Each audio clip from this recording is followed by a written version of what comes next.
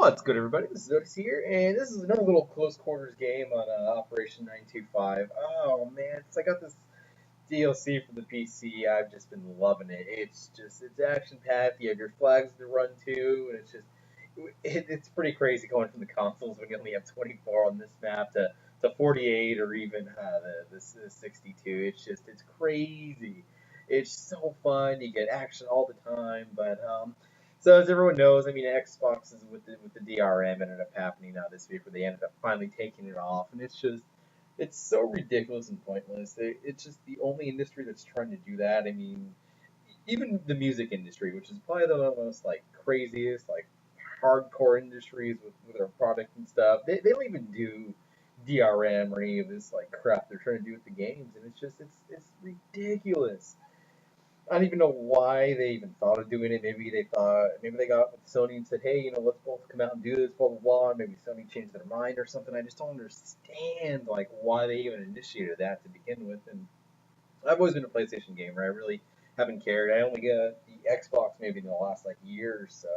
It's just I I don't know what they were thinking. I mean, I even know right now with the Xbox having the little camera thing connect, whatever it's called, having that in, it's just if you want to compete, they need to be the same price. I don't know why they're charging more and stuff just to put that little thing in there, which is kind of ridiculous because since everyone's going to have it, I mean, a lot of people aren't going to use it. They might use it here and there, but they're not going to go out and specifically buy games just for that little connect thing. And I don't know. And the internet thing was just ridiculous. I mean, you're going to cut off, I don't know how many people have like poor internet, don't even have internet in general, and that just would have killed them. I mean, you still have to connect the console at least once to get that DRM off with whatever patch, which is a good idea on their part, business wise. But it's just no other industry. If you go and buy a car, a couple of years down the road, you want to sell it or something. It's just like the car company saying, "Oh, hey, give us some of that profit," because it's ridiculous to even think of.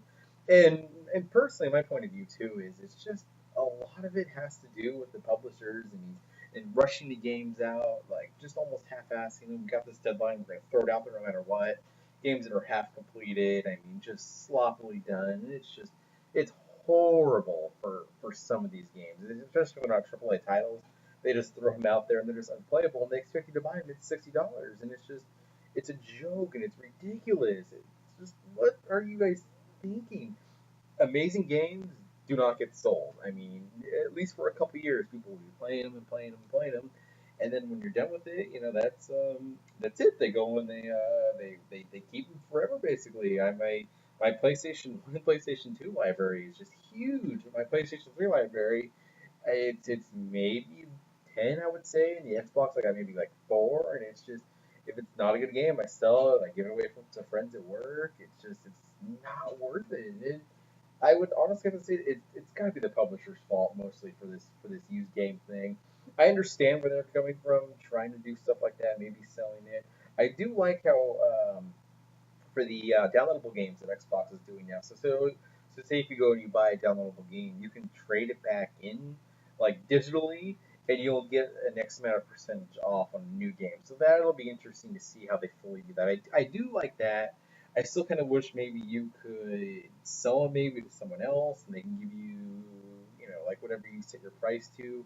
Maybe having some type of auction thing, which is something they could easily probably. I mean, maybe put like an auction thing in where you can sell your game and people bid on it, and either the money will just be credited into your account or something like that. Which is actually not too bad of an idea, but it's frustrating that the game industry is going this way. I honestly would think that both of them, well, the next console, whatever the next generation are, will probably have some type of DRM like that. I know PC games are occasionally doing. We got SimCity and Diablo 3. You have to be connected to play, and even Battlefield 3, you have to be connected to play single player, which is kind of a joke. It's kind of ridiculous, but I don't know. If people are going to copy a game, they're going to find a way to copy the game. You can easily get a copies of whatever type of game you want. I mean, you have to kind of work for it a little bit, know what you're doing and where you're going, but this DRM is such a joke, the only industry. But I hope you guys enjoyed this, and thanks for watching. I'll have some trolling DayZ videos coming soon. I'm working on a little bit of them, hiding in the trunk